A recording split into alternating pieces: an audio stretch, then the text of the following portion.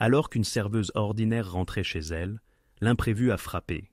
Un inconnu blessé a surgi dans sa voiture. Ce n'était autre qu'un chef de la mafia en fuite, et elle, son unique espoir. Elle ignorait alors que les 2 jours à venir, passés à l'aider à survivre, transformeraient leur vie à jamais. La balle a déchiré le bras de Damian Rousseau avant même qu'il n'entende le coup de feu.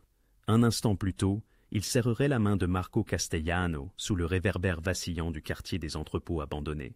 L'instant d'après, le monde explosait dans un chaos assourdissant. Le verre volait en éclats. Des hommes hurlaient de douleur. Quelqu'un avait trahi l'emplacement de leur rencontre de trêve, et désormais, les 2 camps tiraient à l'aveugle. « À terre !» Le chauffeur de Damian s'est jeté sur lui, mais une autre rafale l'a projeté au sol. Damian a heurté violemment le béton, son épaule hurlant de douleur, le sang imbibant sa coûteuse veste de costume. Autour de lui, son convoi s'est dispersé comme des cafards sous la lumière d'une cuisine. Les costos n'étaient guère mieux, la moitié de leurs hommes cherchant désespérément à se mettre à l'abri derrière des conteneurs rouillés. Cela n'aurait jamais dû arriver. Un terrain neutre, sans armes, une conversation civilisée entre criminels. Quelqu'un avait brisé les règles. À travers la fumée et les éclairs de tir, Damian a entrevu le visage de Marco, tout aussi confus, tout aussi trahi. Ce n'était pas l'œuvre des costos, c'était quelqu'un d'autre, quelqu'un qui voulait leur perte à tous les 2. Mais à cet instant précis, la survie importait plus que les réponses. Damian s'est roulé derrière une benne à ordures, des balles ricochant sur le métal. Sa main était glissante de sang, mais il pouvait encore bouger ses doigts. Pas une artère vitale. Je m'en sortirai si je réussis à fuir. Boss Tony, son garde du corps le plus proche, tirait depuis l'arrière d'une voiture. Le SUV. L'explosion a retenti. Damian n'a pas attendu. Il a couru. Les rues de Southside Chicago, à minuit, étaient un labyrinthe de clôtures grillagées, de magasins d'angles barricadés et d'ombres mouvantes. Damian a trébuché dans une allée, pressant sa bonne main contre sa blessure. Derrière lui, des phares balayant la route principale. Les costos s'étaient rétablis plus vite que ses propres hommes, ou peut-être que ces hommes étaient morts. Cette pensée le frappa plus durement que la balle. Il avait bâti un empire sur la loyauté et la peur, et maintenant, il saignait dans une ruelle comme un vulgaire voyou. Son téléphone a vibré, il l'a arraché, a vu 3 appels manqués de son concilier, Vincent. Un soulagement l'a envahi, jusqu'à ce qu'il se souvienne que seulement 3 personnes étaient au courant de la réunion de ce soir. Lui, Marco et Vincent. Damian a écrasé le téléphone sous son talon. Des SUV parcouraient les rues comme des loups. Des projecteurs percèrent l'obscurité. Ils fouillaient chaque ruelle, chaque entrée. Damian s'est plaqué contre un mur de briques, respirant difficilement. Sans armes, sans renfort, il n'était qu'une proie facile. Réfléchi. Il avait survécu à pire. Il s'était élevé des quais, avait bâti un empire criminel brique après brique sanglante. Il n'allait pas mourir dans une ruelle sordide parce que des phares tournaient au coin d'une rue. Damian a recommencé à courir, ses jambes pompant, ses poumons brûlants. Il a débouché dans une rue plus large et l'a immédiatement regretté. Plus de lumière, plus de moteur. On l'encerclait. Là, un restaurant ouvert 24 heures sur 24.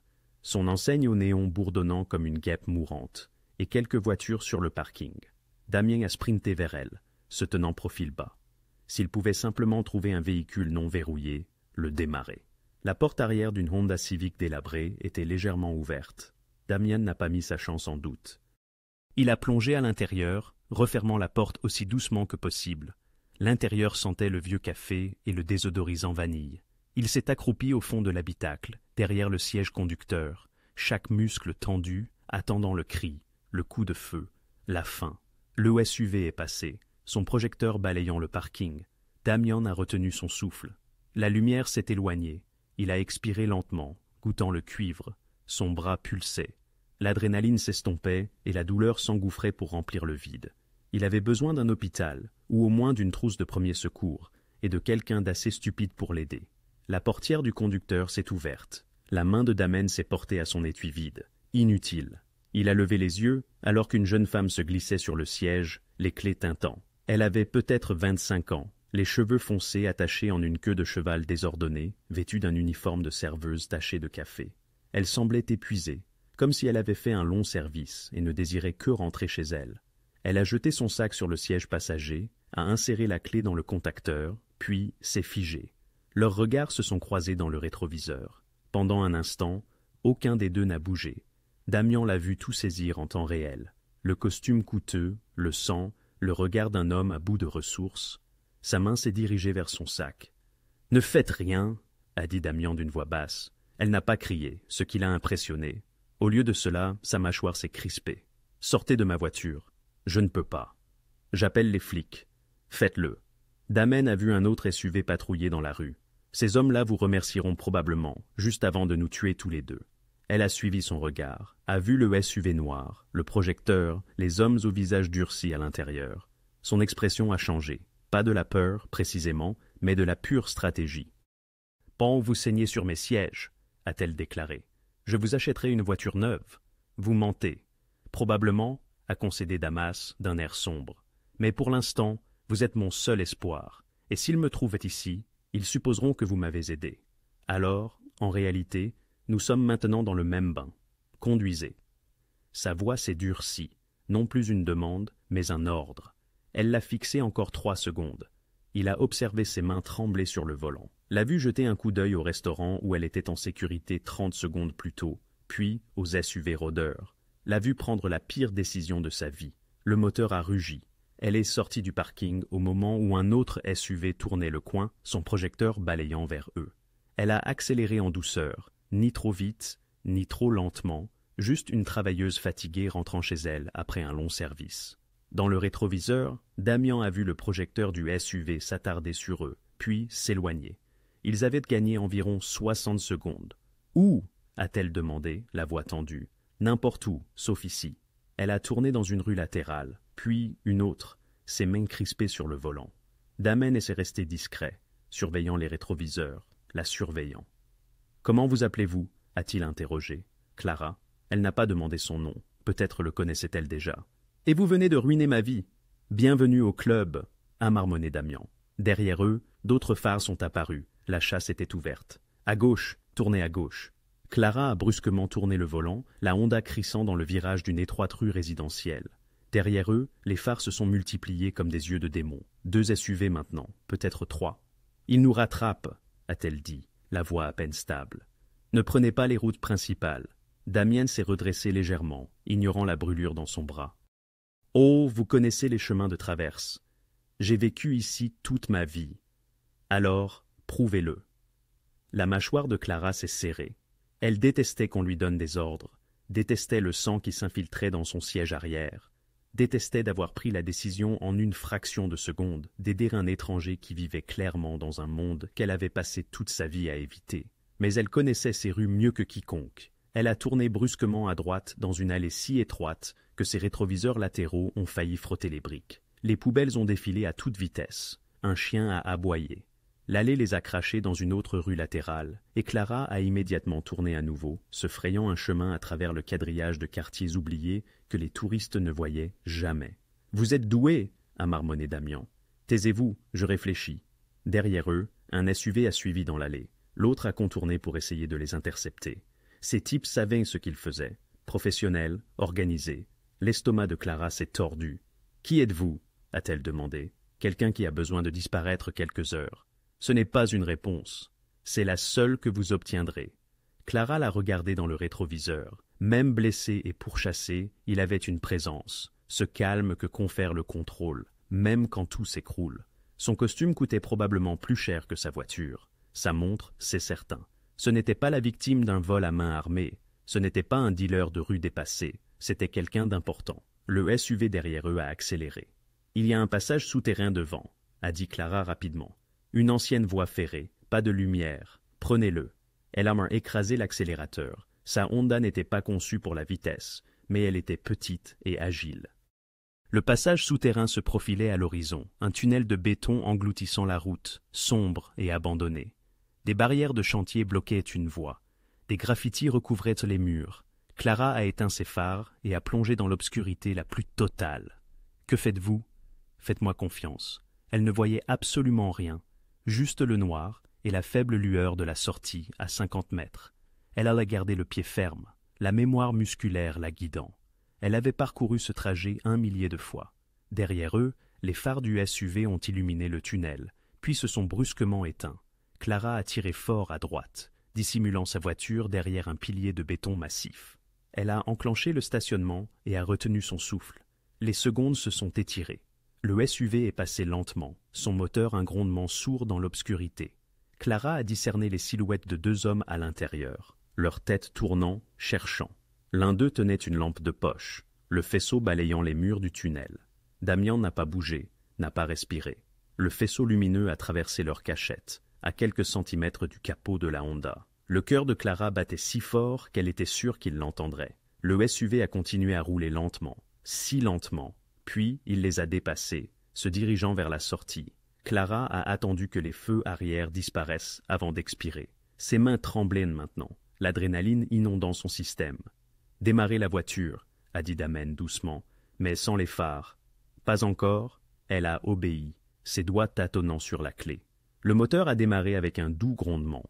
Elle a reculé prudemment, utilisant la faible lueur de l'entrée pour naviguer, puis a fait demi-tour. Lorsqu'ils sont sortis du tunnel, elle a rallumé les phares et a pris une autre route vers le nord-ouest, en direction du quartier industriel. « Vous avez déjà fait ça ?» a dit Damian. Ce n'était pas une question. « Qu'est-ce qu'il fait quoi ?» Évadé, semer la filature. Le rire de Clara était teinté d'amertume. J'avais un ex-petit ami trafiquant de drogue et paranoïaque. J'avais appris à repérer les flics et à m'en débarrasser avant qu'ils ne soient arrêtés. Il se trouve que ces compétences sont transférables. Quelle chance! Elle croisa son regard dans le rétroviseur. « Qui êtes-vous » et ne me donnez pas de réponse évasive. Ces hommes là-bas, ils ne sont pas là par hasard. Ils sont organisés. Ils ont des radios et des projecteurs. Et elle s'arrêta, son esprit rattrapant enfin la situation. « Oh mon Dieu !»« Quoi ?» ?»« Je connais votre visage. » Sa voix devint un chuchotement. « Je l'ai déjà vu dans le quartier. Les gens parlent. » Damian ne dit rien. L'étreinte de Clara sur le volant se resserra. « Vous êtes Damian Russo. » Silence. « Vous êtes le... » Elle ne pouvait même pas le prononcer. Le patron de la mafia, le seigneur du crime, l'homme qui dirigeait la moitié du quartier sud depuis les ombres. L'homme responsable de combien de corps, de combien de vies brisées. « Continuez à conduire, » dit Damian. « J'ai aidé une... » Clara, sa voix transperça sa panique comme un couteau. « Ces hommes qui me traquent, ce sont les Costos, l'équipe de Marco, et s'ils vous trouvent avec moi, ils ne poseront pas de questions. Ils n'en auront rien à faire que vous n'étiez pas au courant. Ils vous logeront une balle dans la tête, juste pour être sûr. » Son sang se glaça. « Donc oui, » poursuivit Damian, « vous avez aidé la mauvaise personne, mais il est trop tard pour revenir en arrière. La seule issue est de traverser. » La vue de Clara se brouilla. Cela ne pouvait pas être en train d'arriver. Elle était une serveuse, une sœur, une personne lambda essayant de garder la tête hors de l'eau. Elle n'était pas censée se retrouver prise dans une guerre de gang. Mais il avait raison. Il était trop tard pour faire marche arrière. « Où allons-nous » demanda-t-elle, la voix vide. « Quelque part en sécurité, un endroit où ils ne penseront pas à chercher. Je ne connais aucun endroit comme ça. Si vous en connaissez un. » Le regard de Damian rencontra le sien dans le rétroviseur. « Ramenez-moi à la maison, Clara. » « C'est de la folie !» Clara gara la voiture dans l'interstice étroit entre deux immeubles délabrés, les projecteurs révélant une poche oubliée de la ville. Des escaliers de secours rouillés s'accrochaient aux murs de briques. Des herbes folles transpercèrent les trottoirs fissurés. Le genre d'endroit que les gens traversaient sans le voir. « Éteignez les lumières » dit Damian. Elle obéit. L'obscurité les engloutit entièrement. « Il y a un garage par ici » dit Clara doucement. « C'était l'ancien atelier de mon père. Personne ne l'utilise plus. Personne ne se souvient même qu'il existe. » « Parfait. » Elle guida la voiture de mémoire, avançant jusqu'à ce que le nez de la Honda bute contre une porte de garage affaissée. Clara sortit, les jambes instables, et tripota le cadenas rouillé. Ses doigts tremblaient si violemment qu'il lui fallut 3 essais pour insérer la clé. La porte gémit en s'ouvrant, révélant un tombeau d'outils oubliés et de machines couvertes de poussière. Clara gara la voiture à l'intérieur et Damian referma la porte derrière lui. L'obscurité était totale maintenant, suffocante. Elle trouva une lanterne à pile sur un établi, l'alluma. Une faible lumière jaune inonda l'espace.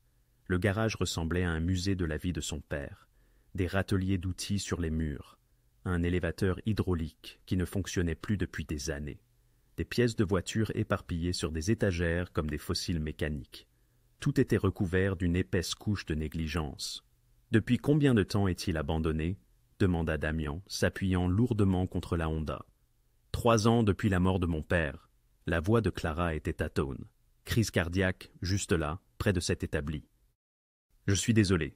Non, elle désigna une vieille chaise. Asseyez-vous, vous saignez toujours. Damian s'assit sur la chaise avec un grognement. Son visage était devenu pâle, sa veste de costume coûteuse était imbibée de sang. Clara attrapa la lanterne et se dirigea vers une armoire métallique dans le coin. Mon père gardait une trousse de premiers secours pour les gars qui venaient après des accidents. Elle en sortit une boîte métallique cabossée, souffla dessus pour enlever la poussière. À l'intérieur, de la gaze, du sparadrap, de l'antiseptique, des sutures adhésives. Pas grand-chose, mais mieux que rien. « Vous savez ce que vous faites » demanda Damian. « Suffisamment. » Clara posa la boîte sur un établi voisin. « Enlevez votre veste. » Il obéit, grimaçant. La chemise en dessous était pire, tissu déchiré et sang. Clara l'aida à l'enlever, essayant de ne pas penser au fait qu'elle déshabillait un chef de la mafia dans le garage de son père décédé à 1h du matin. La blessure par balle était affreuse, mais nette. Entrée et sortie juste à travers la chair du haut de son bras. Pas d'os, pas d'artère. Chanceux. « Vous allez vivre, » dit-elle. Mauvaise nouvelle pour plusieurs personnes. Clara faillit sourire malgré elle. Elle trempa un chiffon propre dans de l'antiseptique. « Ça va faire mal. J'ai connu pire. » Elle pressa le chiffon sur la plaie. La mâchoire de Damian se serra, mais il ne fit aucun bruit. Clara travailla rapidement, nettoyant les plaies d'entrée et de sortie, ses mains plus fermes, maintenant qu'elle avait une tâche sur laquelle se concentrer. Elle avait appris les soins de base il y a 2 ans, lorsque son jeune frère Eli avait eu un accident de voiture. Les factures d'hôpital avaient été écrasantes, alors elle s'était débrouillée pour gérer les blessures mineures à la maison. Elle n'aurait jamais pensé utiliser ses compétences sur un seigneur du crime. « Vous êtes doué pour ça », dit Damian doucement. « Mon frère, il a eu un accident. Il s'est pas mal abîmé la jambe. » Clara enroula de la gaze autour du bras de Damian avec une efficacité routinière. « Les factures d'hôpital nous ont presque engloutis. Alors, j'ai appris avec des vidéos YouTube, des livres de bibliothèque. Suffisamment pour gérer les petites choses, sans autre visite aux urgences. Juste vous et votre frère ? Oui, depuis la mort de mon père. Maman est partie quand j'avais 12 ans. Clara attacha la gaze avec du sparadrap, peut-être plus serré que nécessaire. Juste nous deux contre le monde. Damian observa son visage à la lumière de la lanterne. Quel âge a-t-il ? 17 ans, dernière année de lycée. Il est intelligent, vraiment intelligent. Il veut aller à l'université. Sa voix se brisa légèrement. Si je peux trouver comment payer. Et vous travaillez à ce restaurant ? Et je travaille à ce restaurant. Clara recula, examinant son travail. Des doubles services la plupart des jours. Ce n'est pas suffisant, mais c'est déjà ça. Damian resta silencieux un instant. Alors, votre père a construit tout ça ? Clara regarda autour d'elle dans le garage. Il était mécanicien, un bon. Il réparait des voitures pour tous ceux qui avaient besoin d'aide, légale ou non. Il ne jugeait pas. Il disait « Chacun mérite une chance de continuer d'avancer ». Elle toucha une clé à molette sur l'établi, ses doigts traçant le manche usé. « Il vous aurait aussi aidé, sans poser de questions. Mais vous n'êtes pas votre père. »« Non, je ne le suis pas. » Clara croisa son regard. « Je déteste ce que vous représentez. Tout ce que vous faites au quartier comme celui-ci. La drogue, la violence, la peur. L'ami de mon frère a été pris entre 2 feux l'année dernière. 14 ans. Mauvais endroit, mauvais moment. Je suis désolé, dit Damian à nouveau. Arrêtez de dire ça. La voix de Clara s'endurcit. Vous n'êtes pas désolé. Vous êtes juste désolé que cela vous ait dérangé. Damian soutint son regard. Vous avez raison. Je ne suis pas un homme bon, Clara. J'ai fait des choses qui vous empêcheraient de dormir la nuit. Mais je n'ai pas tiré sur cet enfant. Et les gens qui me traquent en ce moment sont pires. C'est très bas. C'est le seul que j'ai. Clara se détourna, s'affairant à ranger la trousse de premiers secours. Dehors, elle entendit le hurlement lointain des sirènes. La ville ne dormait jamais, ne cessait jamais de saigner. « Vous avez besoin de repos, » dit-elle finalement. « Quelques heures au moins. Il y a un lit de camp dans l'arrière-salle. Mon père s'y écroulait quand il travaillait tard. Et vous ?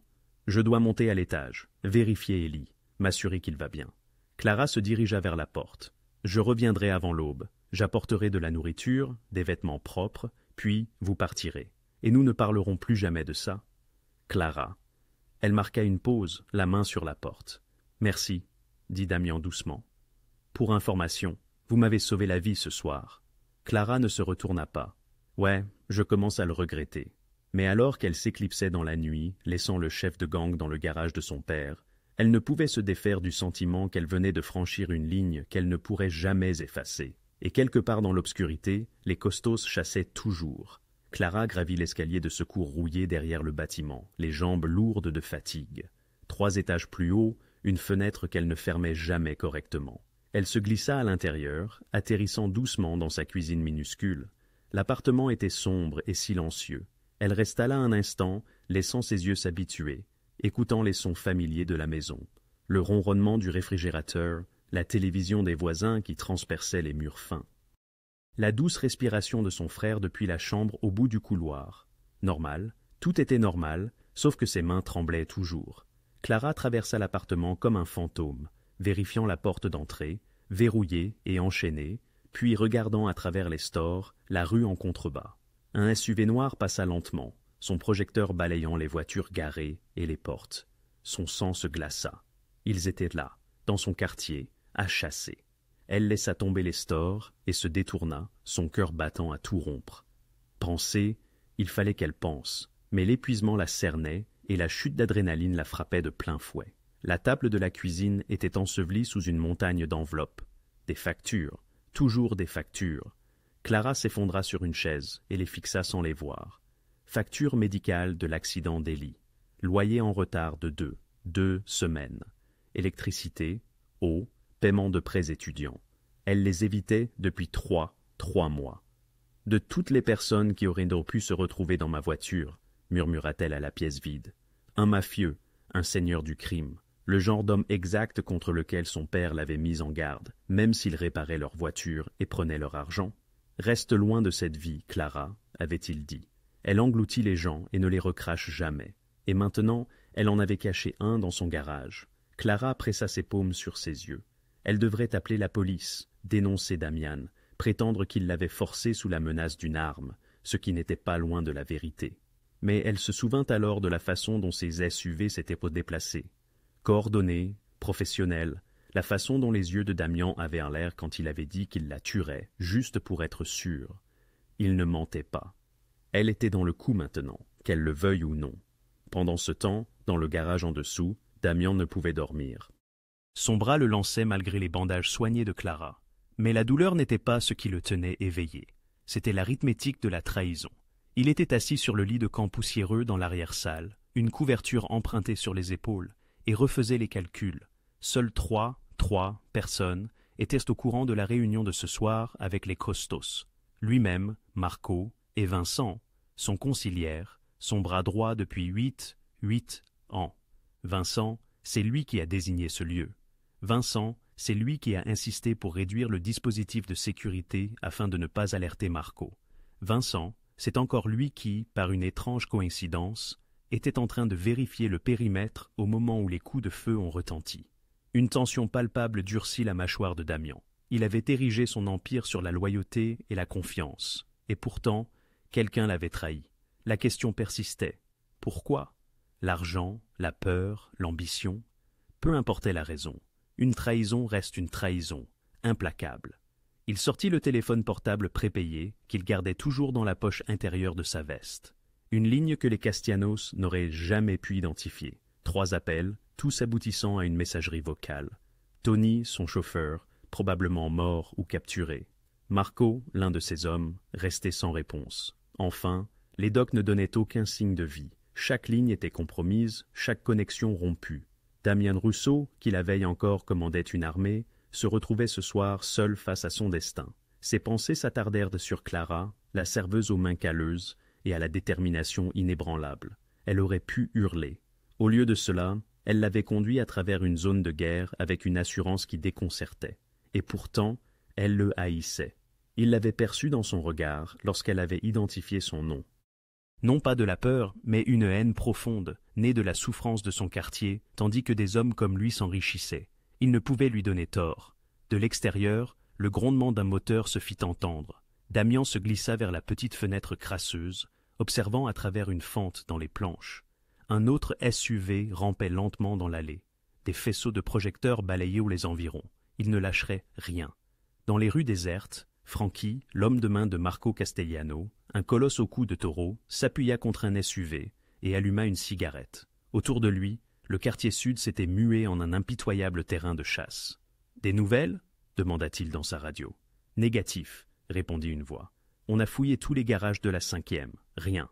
Continuez de chercher. Il est blessé et ne peut pas être allé loin. » Ils avaient déployé 8 véhicules, 20 hommes, et une somme d'argent suffisante pour acheter le silence de chaque propriétaire de dépanneur et de dealer de rue dans un rayon de Big Six pâtés de maison. L'information circulait. 50 000 pour toute information sur Damian Rousseau, sans poser de questions. Frankie avait déjà graissé la patte de 2 as policiers pour qu'ils détournent le regard. Les ponts étaient surveillés, les autoroutes quadrillées par des guetteurs. Chaque sortie du côté sud était bouclée. Rousseau était pris au piège. Ce n'était qu'une question de temps. Le patron le veut vivant, rappela Frankie à son équipe. Mais pas trop vivant. Vous comprenez? Un rire rauque crépita dans la radio. Frankie tira une longue bouffée de sa cigarette. Quelque part là-dehors, Damian Rousseau se cachait comme un rat. Et quand il le trouverait, ce qu'il ferait inévitablement, Frankie savourerait personnellement la gratification de ce bonus. Il remonta dans le SUV. Vérifions de nouveau le quartier industriel. Et que quelqu'un parle aux travailleurs de nuit, aux serveuses, aux gardiens, aux concierges. Quelqu'un a forcément vu quelque chose. Le SUV avança, son projecteur lacérant les ténèbres. Derrière une douzaine de fenêtres, des gens observaient, silencieux. De retour dans l'appartement, Clara quitta enfin la table de la cuisine.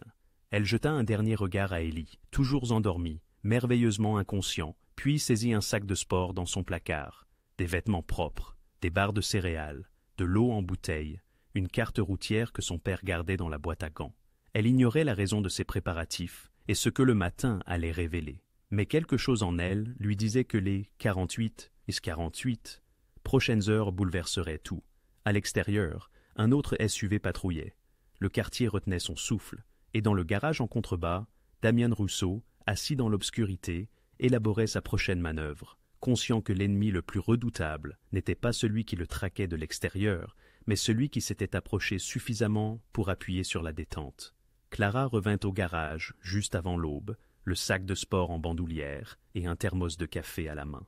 Elle n'avait dormi qu'1 heure environ, un sommeil agité, rempli de cauchemars de projecteurs et de coups de feu.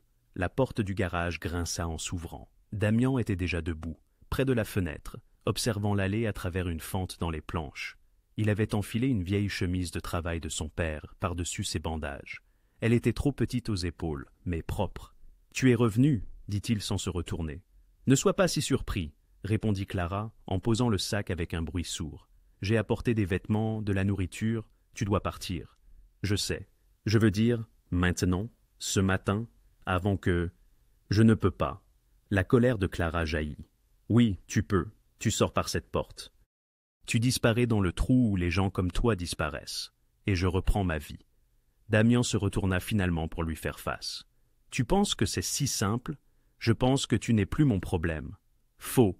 Sa voix était calme mais ferme.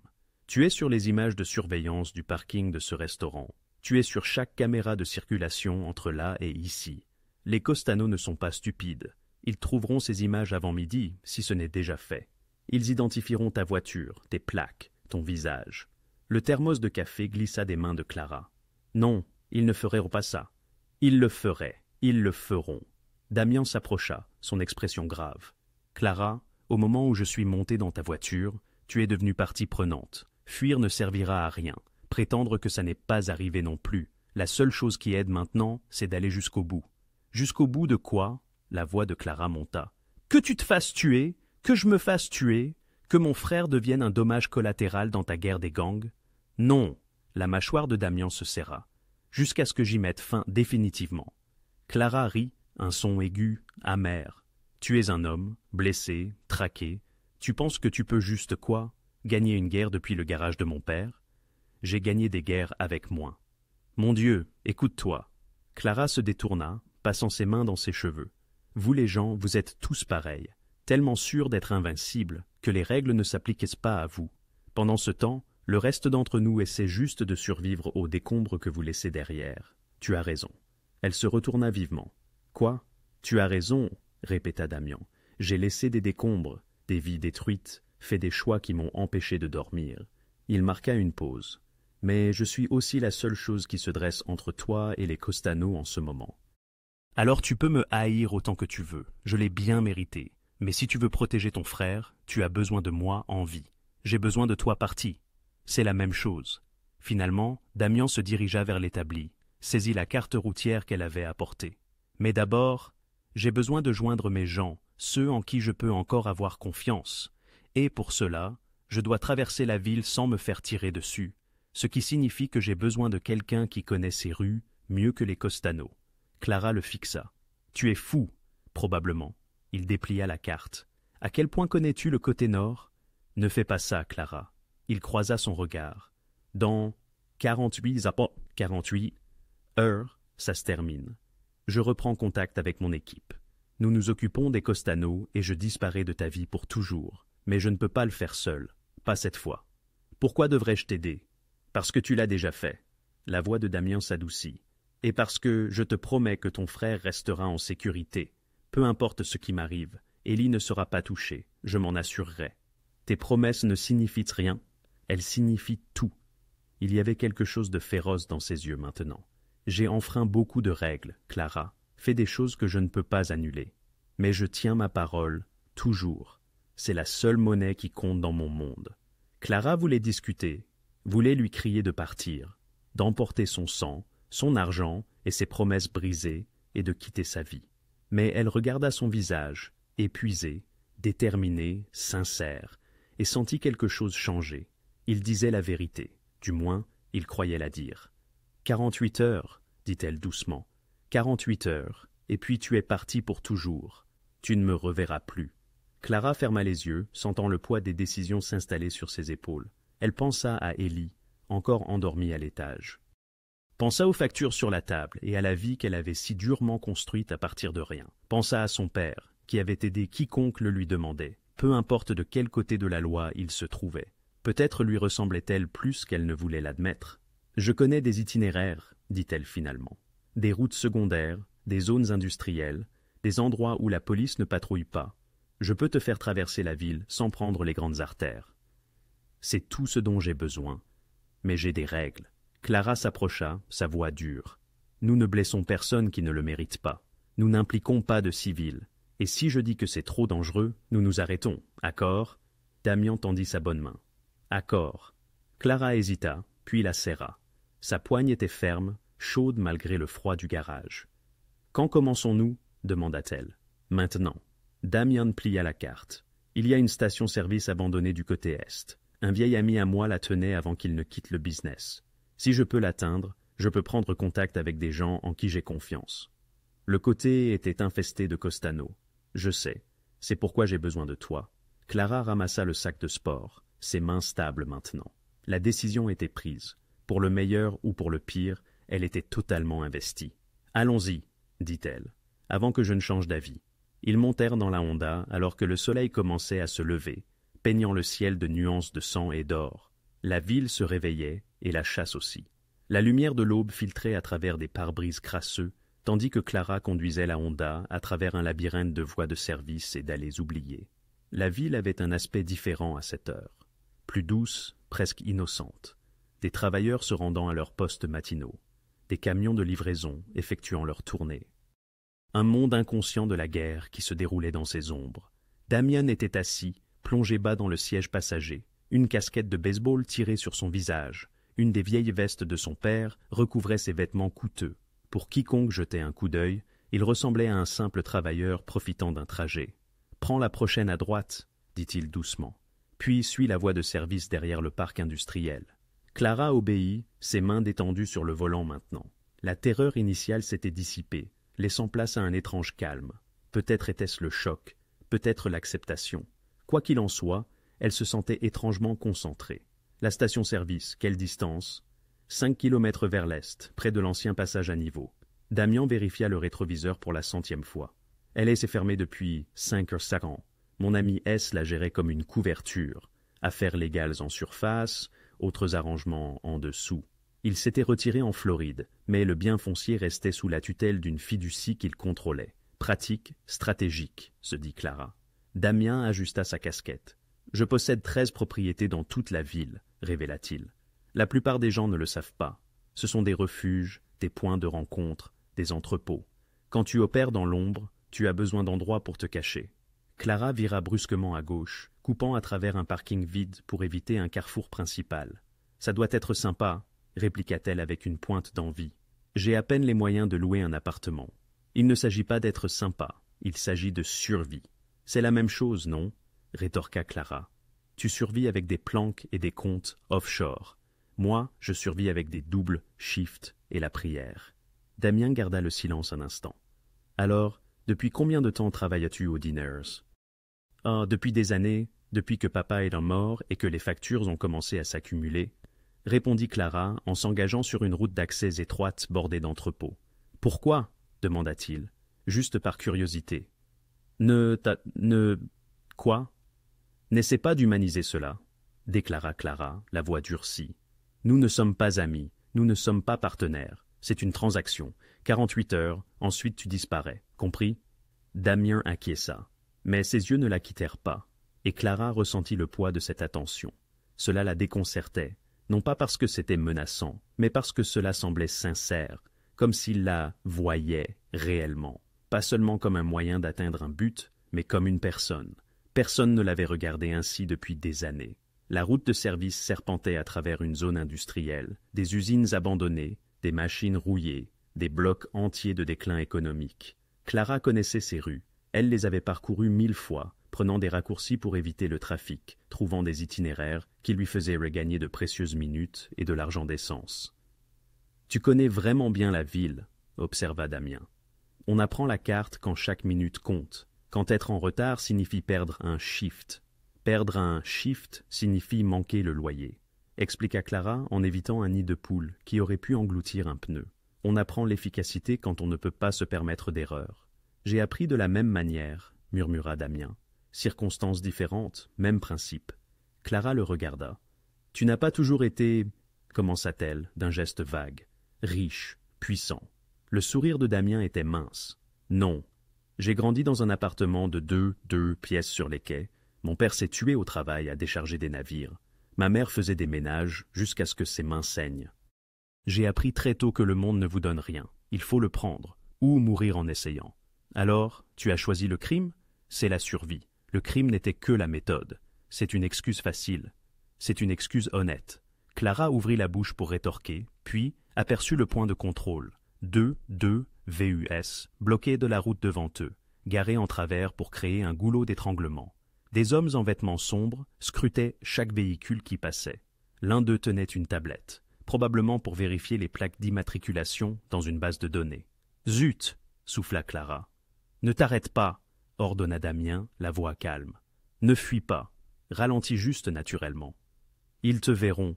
Non, ils verront un couple. » Il tendit la main et prit celle de Clara, entrelaçant leurs doigts. « Clara, écoute-moi. Nous sommes ensemble. Nous sommes fatigués. Nous avons passé la nuit blanche. La voiture est tombée en panne plus tôt, mais nous l'avons remise en marche. Nous essayons juste de rentrer à la maison. Peux-tu faire ça? » Son cœur battait la chamade. « Regarde-moi. » Elle obéit. Ses yeux s'étaient fermes, rassurants.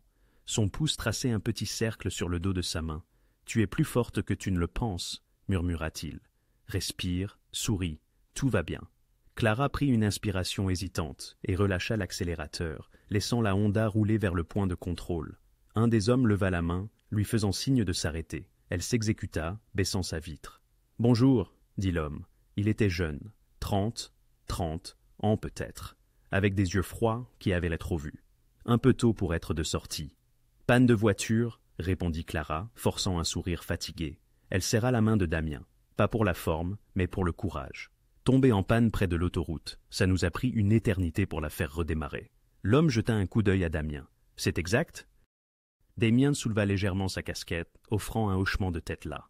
L'alternateur lâche. Il faut passer au garage avant qu'il ne rende l'âme complètement. « Où allez-vous ?»« Maison, » dit Clara. « Pas loin du quartier des Pilles. On a passé la nuit blanche. Je veux juste un café et mon lit. » L'homme les étudia. Clara sentit une goutte de sueur couler le long de sa colonne vertébrale. À côté d'elle, la main de Damien restait ferme dans la sienne. Finalement, l'homme recula. « D'accord, faites vérifier cet alternateur. Je ne voudrais pas que vous restiez encore en panne. »« On le fera. Merci. » Clara avança lentement. Chaque muscle était tendu. Dans le rétroviseur, elle vit l'homme retourner vers son partenaire. Pas d'appel radio, pas d'alerte. Ils avaient marché. 100 mètres plus loin, Clara laissa échapper un rire tremblant. « On a vraiment réussi. »« Tu as été formidable, » dit Damien. Il relâcha sa main, mais lentement, comme à regret. La paume de Clara resta froide là où sa chaleur avait été. « C'était dingue. C'était du travail d'équipe, » rétorqua Damien, pointant du doigt. « Là-bas. Tu vois cette clôture? La station-service est juste derrière. » Clara bifurqua sur une route d'accès envahie par la végétation. La suspension de la Honda gémit sur l'asphalte brisé. Et là, elle apparut. Une structure squelettique aux fenêtres barricadées et aux herbes folles, poussant à travers le béton. Oubliée, parfaite. Elle se gara derrière le bâtiment, à l'abri des regards de la route. « On y est, » dit-elle, presque surprise. Damien sourit, un vrai sourire cette fois, pas le masque prudent qu'il portait habituellement. « On y est. » Et pendant un instant, Clara lui sourit en retour. À l'intérieur de la station-service abandonnée, des tourbillons de poussière dansaient dans les rayons du soleil, qui perçaient les planches rompues. Damien se dirigea vers ce qui avait été le bureau arrière. Désormais seulement des étagères vides et un classeur rouillé. Il souleva une latte de plancher lâche, révélant un compartiment secret. « Tu te moques de moi » déclara Clara de l'embrasure de la porte. Damien sortit une boîte métallique et l'ouvrit. À l'intérieur, de l'argent, trois téléphones jetables, un pistolet et un jeu de fausses identités propres. Du matériel de survie. J'en ai disséminé dans toute la ville. On dirait un roman d'espionnage. Ça m'a gardé en vie jusqu'à présent, répondit-il, glissant le pistolet et l'un des téléphones dans sa poche. Puis, il tendit une liasse de billets à Clara pour les provisions. Eau, nourriture, tout ce dont nous pourrions avoir besoin pour le jour ou les deux prochains jours. Il y a un convenience store, trois pâtés de maison au sud. Clara fixa l'argent. Des billets de 100 $, plus que ce qu'elle gagnait en une semaine. « Je ne veux pas de ton argent. »« Ce n'est pas un cadeau, c'est de la logistique, » insista Damien, pressant l'argent dans sa main. « Nous avons besoin de provisions. Je ne peux pas y aller. Un simple calcul. » Elle voulait refuser, voulait le lui jeter à la figure, mais elle pensa au réfrigérateur vide à l'étage, à Ellie, qui aurait besoin de petit déjeuner, à la réalité pratique des 48 prochaines heures. « D'accord, » dit-elle, empochant les billets. 20 minutes. Sois prudente, reste vigilante. Clara leva les yeux au ciel. Je prends soin de moi depuis longtemps. Alors que la Honda s'éloignait, Damien porta son attention sur le téléphone jetable. Il l'alluma, observant les barres de signal grimper. Un seul appel. Il pouvait risquer un appel pour tâter le terrain. Il composa un numéro de mémoire. Ça sonna 4 fois avant de se connecter. Ouais, une voix prudente. Joey, un de ses coursiers de rue. C'est moi. Silence. Puis, patron. Jésus. Tout le monde pensait que vous étiez mort. Pas encore. Damien garda sa voix basse. Qui me cherche? Tout le monde, mec. Costiano a tout le Southside bouclé. Ils paient pour des tuyaux, ils font pression sur les gens. Mais patron, ce n'est pas le pire. La poigne de Damien se resserra sur le téléphone. Parle. C'est Vincent, votre conseiller. La rumeur dit qu'on l'a vu avec Marco Castellano. Pas comme une scène d'otage, comme une scène de rencontre. La confirmation frappa Damien comme une seconde balle. Il avait eu des soupçons, mais l'entendre à voix haute le rendait réel. « Quand » demanda-t-il. « Ce matin, tôt. Un entrepôt dans le West Side. » Le cerveau de Damien s'emballa, calculant les implications. Vincent n'avait pas seulement divulgué l'emplacement de la réunion. Il travaillait activement avec les Costianos. Depuis combien de temps cela durait-il? Des semaines? Des mois? Joey, écoute attentivement. J'ai besoin que tu disparaisses pendant quelques jours. Ne dis à personne où tu vas, ni à ta petite amie, ni à ta mère, à personne. Mais, patron, qu'est-ce qui se passe? Une purge, et j'ai besoin de personnes en qui je peux avoir confiance qui soient encore en vie quand ce sera terminé. Damien marqua une pause. Peux-tu faire ça? Ouais, je peux le faire. Bien, mon homme. Damien mit fin à l'appel et écrasa le téléphone sous son talon. Vincent, son bras droit depuis 8 ans. L'homme qui l'avait aidé à bâtir cet empire à partir de rien. L'homme en qui il avait eu confiance de sa vie. Pourquoi, de l'autre côté de la ville, dans un entrepôt reconverti, Vincent Rossi était assis en face de Marco Castellano sous une lumière fluorescente crue. L'entrepôt était vide, à l'exception de deux et de la garde personnelle de Marco. Deux hommes silencieux aux yeux morts qui ne s'éloignaient jamais de leur patron. « Il est toujours dehors » dit Marco, allumant un cigare. « Or, ta livraison promise est en retard, Vincent. Il est débrouillard, je te l'ai dit. » Le costume de Vincent était impeccable, ses mains fermes, aucun signe de nervosité. Mais il est blessé, isolé, et il manque d'options. Ce n'est qu'une question de temps. Un temps que je paie, répliqua Marco. La fumée bleue s'échappa. Chaque heure que Rousseau respire est une heure où ma réputation en souffre. Les autres familles m'observent, attendant de voir si je peux finir ce que j'ai commencé. Tu n'as pas commencé, je l'ai fait, dit Vincent avec un mince sourire. Et je vais le terminer, mais ces choses demandent de la finesse. Finesse? Marco rit, un son rauque et grinçant. Tu as vendu ton patron, Vincent. Ça ne demande pas de finesse, ça demande de la cupidité. Appelle ça comme tu veux, je préfère repositionnement stratégique, dit Vincent en se penchant en arrière. Le temps de Damien est révolu, il est trop prudent, trop contrôlé. Sous ma direction, avec ton soutien, nous pouvons étendre les opérations à des territoires qu'il n'a jamais osé toucher. Ta direction, hein? Marco l'étudia à travers un voile de fumée de cigare. Tu penses vraiment pouvoir maintenir son équipe ensemble après l'avoir trahi? Ceux qui comptent suivront l'argent et le pouvoir. Ceux qui ne suivent pas, Vincent haussa les épaules, ne seront pas un problème. Les gardes de Marco se déplacèrent légèrement, leurs mains glissant vers des armes dissimulées. Le message était clair. Vincent était utile maintenant, mais sa durée de vie dépendait entièrement de la livraison de la tête de Damien. « Nous resserrons le filet, » dit Marco. « Des points de contrôle sur chaque route principale, des patrouilles dans le South Side. Pression sur quiconque pourrait le cacher. S'il essaie de bouger, nous le verrons. »« Il bougera, » dit Vincent avec assurance. « Damien ne peut pas rester immobile, ce n'est pas dans sa nature. » Il tentera de retrouver son équipage, de rétablir sa position, et quand cela se produira, nous serons prêts à l'intercepter. « Il vaudrait mieux que ce soit le cas, » déclara Marco en se levant, signalant la fin de la réunion. « Car si Rousseau nous échappe, ce sera à toi de justifier cet échec. » Vincent observa Marco s'éloigner, flanqué de ses gardes. L'entrepôt sombra dans le silence, troublé seulement par le bourdonnement des néons.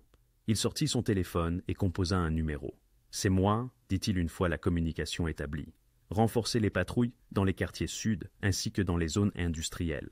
Rousseau aura besoin de ravitaillement, de communication, de transport. Il refera surface bientôt, et quand cela arrivera, je veux en être informé immédiatement. » Il raccrocha et esquissa un léger sourire. 8 longues années, il était resté dans l'ombre de Damien. 8 années à prendre des ordres, à regarder un autre récolter la gloire pendant qu'il accomplissait le véritable travail. C'en était fini. Demain, Damien Rousseau serait mort, et Vincent hériterait d'un empire. De retour à la station-service, Clara revint avec deux sacs de provisions. Elle trouva Damien près de la fenêtre, les yeux perdus dans le vide, l'expression sombre. « Tu vas bien ?» demanda-t-elle. « C'est Vincent, » répondit-il doucement. « Mon ancien second. Il m'a trahi. » Clara déposa les sacs. Elle ne savait que dire. Dans son univers, la trahison venait de petits amis qui volèrent l'argent du loyer, ou d'amis qui médissaient dans le dos. Mais ceci était d'une autre nature. C'était potentiellement fatal. « Je suis désolé, » murmura-t-elle finalement. Damien se tourna vers elle, et Clara décela quelque chose de nouveau dans son regard. Ni colère, ni douleur, mais quelque chose de plus froid, de plus déterminé. « Ne le sois pas, » dit-il, « car maintenant, je sais exactement qui abattre. » À la tombée de la nuit, ils étaient de nouveau en mouvement. Damien devait atteindre le centre-ville, plus précisément le quartier où son lieutenant le plus fidèle, Marco Knuckles Delgado, dirigeait une entreprise de sécurité légitime servant de façade. Si quelqu'un pouvait rassembler les derniers fidèles de l'équipe de Damien, c'était Knuckles. Mais pour y parvenir, il fallait traverser le cœur de la ville, jalonné de points de contrôle et de zones de patrouille. « L'autoroute est impraticable », déclara Clara, étudiant l'atlas routier à la lumière d'une lampe de poche. « Trop exposé. Mais il y a un parking souterrain qui est relié aux anciens tunnels de métro. Un passage de maintenance passe sous trois pâtés de maisons. Comment en es-tu au courant ? Mon ex y faisait ses affaires. Avant qu'il ne soit arrêté, répondit-elle en suivant la carte du doigt. Si nous pouvons atteindre le parking, nous pourrons utiliser les tunnels pour nous rapprocher du centre-ville sans être vus de la rue. Damien l'observa dans la pénombre. Tu as mené une vie bien remplie pour une serveuse. Tu n'as pas à juger mes choix de survie. Je ne juge pas, je suis impressionné. Clara sentit la chaleur monter à son visage et détourna le regard. Allons-y. Ils traversèrent la ville comme des fantômes. Clara naviguait dans les rues secondaires et les zones résidentielles où les patrouilles de Castellano étaient moins denses. La Honda se fondait parfaitement dans le décor, une banale voiture cabossée dans un quartier populaire. Le parking souterrain se dressait devant eux. une monstruosité de béton plongeant à 6 niveaux sous terre. Clara pénétra dans l'entrée, la barrière de péage levée et abandonnée. La structure était promise à la démolition depuis des années, prise dans un imbroglio juridique, parfait pour leur dessein, et parfait pour une embuscade. « Quelque chose ne va pas », murmura Clara, alors qu'ils descendirent la première rampe. Damian le ressentait aussi. La structure était trop silencieuse, trop vide. Continue, mais ralentit. Les phares de la Honda perçaient l'obscurité, tandis qu'ils s'engouffraient en spirale. Deuxième niveau. Troisième niveau. Des graffitis recouvraient les murs. Des voitures abandonnées reposaient sur des pneus crevés, vestiges de contraventions impayées. Puis, Clara l'aperçut. Des traces de pneus fraîches sur le béton poussiéreux. « Damian !» Des phares s'allumèrent derrière eux. « Fonce !» cria Damian. Clara écrasa l'accélérateur. Le moteur de la Honda hurla, tandis qu'elle prenait le virage, pneus crissants. Derrière eux, un SUV démarra en trombe, se lançant à leur poursuite. Ils étaient bien là. Les jointures de Clara blanchirent sur le volant. « Continue de descendre !» Elle prit la rampe suivante à une vitesse dangereuse. La suspension de la voiture gémissant. Quatrième niveau. Le SUV restait collé, son moteur puissant réduisant l'écart. Clara aperçut deux hommes à l'intérieur, le conducteur et un passager avec une radio. Ils transmettaient leur position. « Ce pilier de soutien !» pointa Damian. « Mets-toi derrière !» Clara donna un coup de volant sec. La Honda glissa derrière une massive colonne de béton. Le SUV fonça, ses freins crissant tandis qu'il tentait de compenser. Clara fit marche arrière brusquement, reculant sur une distance de 20 pieds, puis s'engagea dans une autre voie, remontant au lieu de descendre. « Que fais-tu » demanda Damian. « Je fais confiance à mon instinct. » Elle avait raison. Deux autres SUV descendaient d'en haut, tentant de les encercler. Le demi-tour de Clara les prit au dépourvu. Elle dépassa le premier SUV avant qu'il ne puisse réagir, remontant vers le troisième niveau.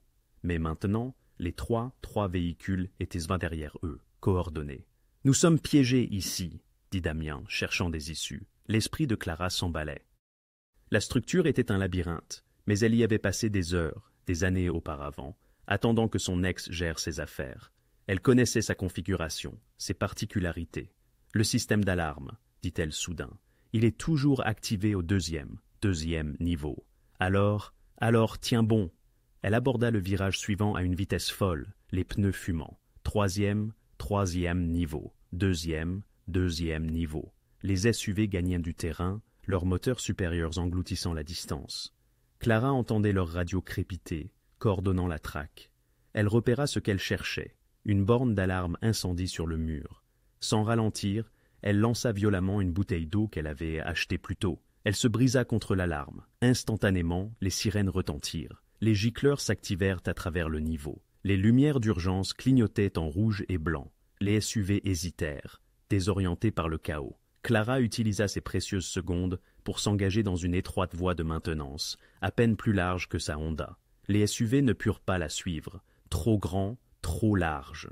Elle entendit des cris de colère, le bruit de ferraille, alors qu'un d'eux tentait quand même, éraflant son flanc contre le béton. « Il y a une sortie de service, » dit-elle, haletante. « Une entrée de quai de chargement. Elle est reliée au... » Un troisième SUV apparut devant eux, bloquant la voie. Clara freina brusquement. La Honda dérapa, tournant à 180 degrés. Elle passa en marche avant et accéléra en sens inverse, droit vers le SUV coincé dans la voie étroite. « Clara !» Damian se cala contre le tableau de bord.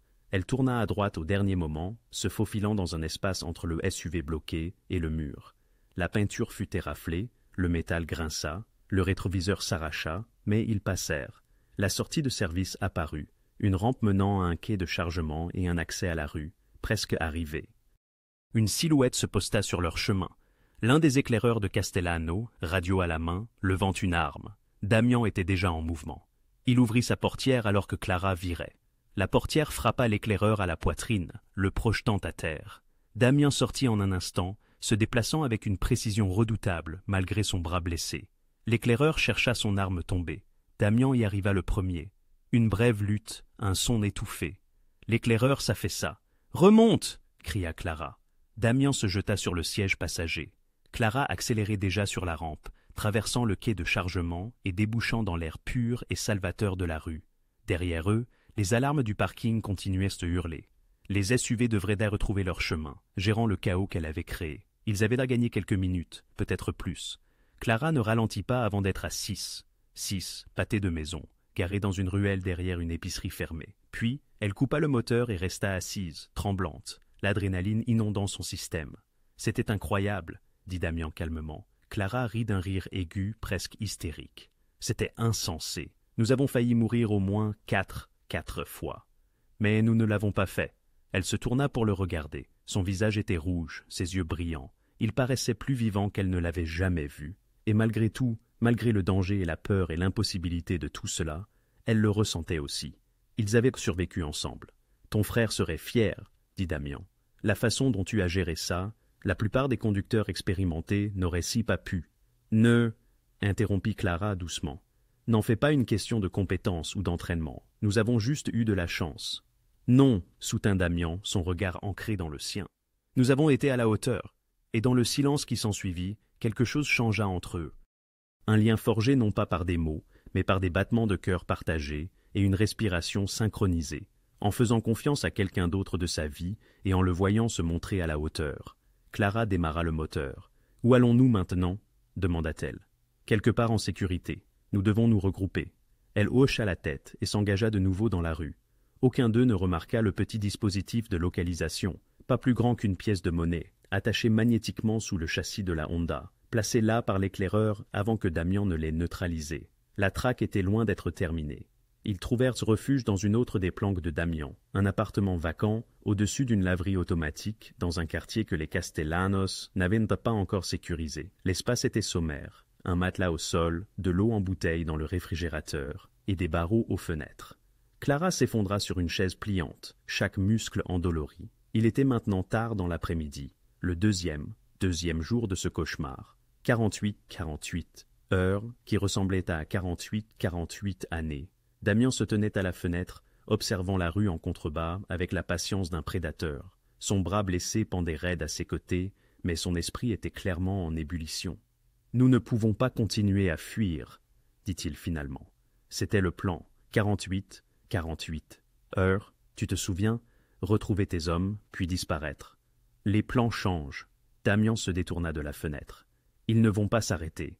Vincent sait comment je pense. Il connaît mes contacts, mes planques. Il les a déjà divulgués à moitié au Costello. Finalement, ils nous trouveront. Ou nous ferons une erreur, ou nous serons à court d'endroits où nous cacher. L'estomac de Clara se tordit. Alors, qu'est-ce que tu dis? Je dis que nous arrêtons de fuir et que nous commençons à nous battre. Oui, c'est du suicide. Non, le suicide, c'est d'attendre qu'il nous accule. Damian se dirigea vers la table, déplia une carte de la ville qu'il avait tirée d'un tiroir. Mais si nous choisissons le champ de bataille, si nous contrôlons les variables, nous pouvons en finir avec ça. En finir avec ça, comment? Clara se leva, se rapprochant malgré elle. Vous vous dressez seul face à une organisation entière. Pas seulement moi, j'ai encore des fidèles, des hommes prêts à mourir pour moi, et surtout, des gens qui vouent une haine farouche à Vincent pour sa trahison. Damian désigna un point sur la carte.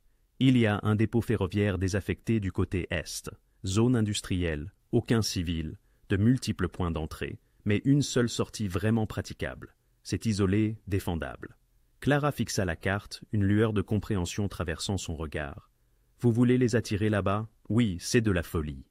C'est stratégique, rétorqua Damian en levant les yeux vers elle. Vincent veut ma mort pour s'emparer de mon empire. Marco veut ma mort pour sauver la face auprès des autres familles. Mais tous deux me perçoivent comme affaibli, désespéré en ce moment. Si je leur offre une cible facile, ils la saisiront. En apparence, vous seriez une cible facile. Mais si je parviens à avertir Knuckles, Marco Delgado, mon lieutenant le plus loyal, il pourra rassembler les hommes dont je sais qu'ils me sont encore fidèles. Nous tendrons un piège. Laissons les Costas y tomber et mettons fin à cette guerre avant qu'elle n'embrase tout le quartier sud. L'esprit de Clara s'emballa. Vous parlez d'un massacre. Je parle de survie, durcit Damian, et de protéger le quartier d'une guerre de gang prolongée. Si cela s'éternise, des innocents périront, vos voisins, les camarades de classe de votre frère. Plus ça dure, plus les dommages collatéraux seront importants. Un seul affrontement, une seule nuit, loin des civils. C'est une miséricorde comparée à ce qui nous attend autrement. Clara voulut protester, mais ne le put. Elle avait grandi en voyant les conflits de la mafia déchirer les quartiers comme des feux de brousse. Balles perdues, intimidation, sang sur les trottoirs où jouèrent les enfants. Si Damian disait vrai, si cela pouvait y mettre fin rapidement, loin de ces rues. « Comment savez-vous que vos hommes viendront » demanda-t-elle. « Parce que Vincent les a tous trahis, pas seulement moi. » Damian sortit un autre téléphone jetable. « La loyauté est ancrée dans mon organisation. Vincent vient de prouver qu'on ne peut faire confiance à l'ambition au détriment de l'honneur. Mes hommes le comprennent, ils viendront. » Il composa un numéro, 2 sonneries. « Knuckles, c'est moi. » Clara entendit une explosion étouffée de soulagement à l'autre bout du fil. « Boss, mon Dieu, où êtes-vous? Tout le monde écoute. » Pas le temps. Damian le coupa net. « Vincent est le traître, il travaille avec les Costas. » Un silence. « Ce fils de... » « Je sais, mais nous allons régler ça ce soir. J'ai besoin que tu rassembles tous ceux en qui tu as confiance. Le noyau dur, ceux qui étaient là dès le début. De combien parlons-nous? De tous ceux qui viendront. Nous mettons fin à cela au vieux dépôt ferroviaire de Riverside. Minuit. Encore une pause. Boss, c'est un piège mortel. Pour eux, pas pour nous. J'expliquerai quand tu seras là. Fais-moi confiance. La voix de Damian s'adoucit légèrement. Encore une fois, Knuckles, peux-tu faire ça? Toujours, patron. Toujours. Damian lui donna quelques détails supplémentaires, puis raccrocha. Il écrasa le téléphone sous son talon, une habitude que Clara commençait à reconnaître. « C'est tout » demanda-t-elle. « Vous venez de déclencher une guerre de gang avec un appel de 2 minutes. »« J'ai mis fin à une guerre de gang, » répondit Damian en croisant son regard. « Clara, tu n'as pas à participer à la suite. Tu as déjà fait plus qu'assez. »« Je ne peux pas m'arrêter. » Clara se surprit de la fermeté de sa voix. « Vous pensez que je peux simplement partir maintenant, après tout ça? Ils ont vu mon visage, ma voiture. Vincent doit savoir que je vous ai aidé, si intelligent qu'il soit, probablement. Je suis déjà une cible, déjà complice. » Clara se dirigea vers la fenêtre, observant le quartier qu'elle s'était tant battue pour protéger. Quelque part dehors, Ellie était à l'école, ignorant la tempête qui s'amoncelait autour d'eux. « Vous avez promis qu'il serait en sécurité. Mon frère, il le sera. Alors, je suis de la partie. Non pas parce que je crois en votre guerre, en votre empire ou en tout ça. » Elle se retourna pour lui faire face. « Mais parce que le seul moyen pour Ellie d'être en sécurité est que ça se termine, ce soir. » Damian la dévisagea un long moment. « Tu n'es plus juste une conductrice. »« Non. » Clara sentit le poids de la situation s'abattre sur ses épaules. « Je suis une co-conspiratrice maintenant, volontaire ou non. Pour ce que ça vaut, je suis désolé. Laissez tomber. » Mais sa voix était plus douce maintenant. « Dites-moi le plan. Le vrai plan. Que voulez-vous que je fasse ?» Damien retourna à la carte. « Le dépôt ferroviaire n'a qu'une seule route d'accès principale. J'ai besoin que votre voiture la bloque une fois que les Costas seront à l'intérieur. Vous la truquez pour qu'elle ait l'air abandonnée, mais qu'elle puisse être déplacée rapidement si nécessaire. Une barricade.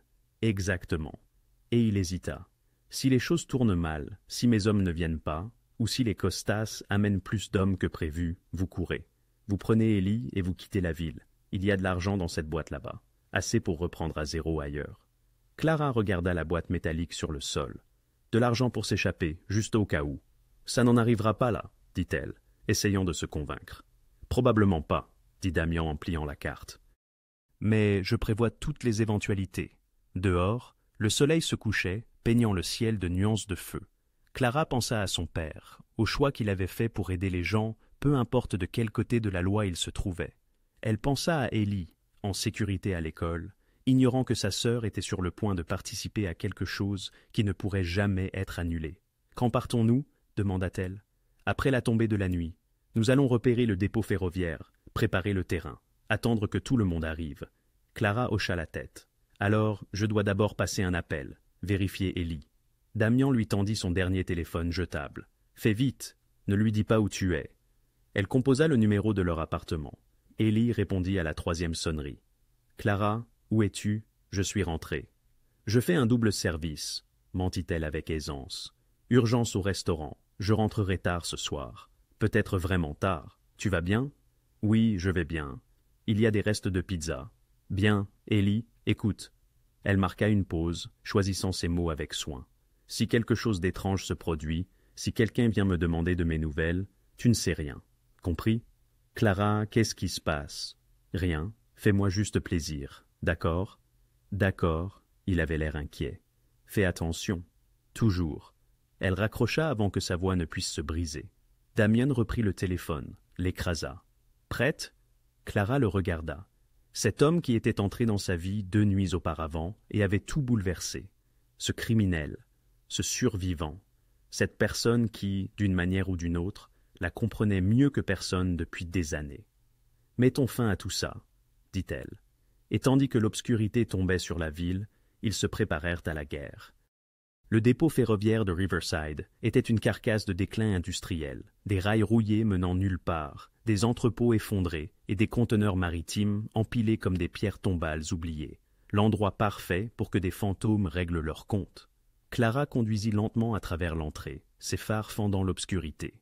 Le moteur de la Honda résonnait trop fort dans le silence, faisant écho sur le métal et le béton.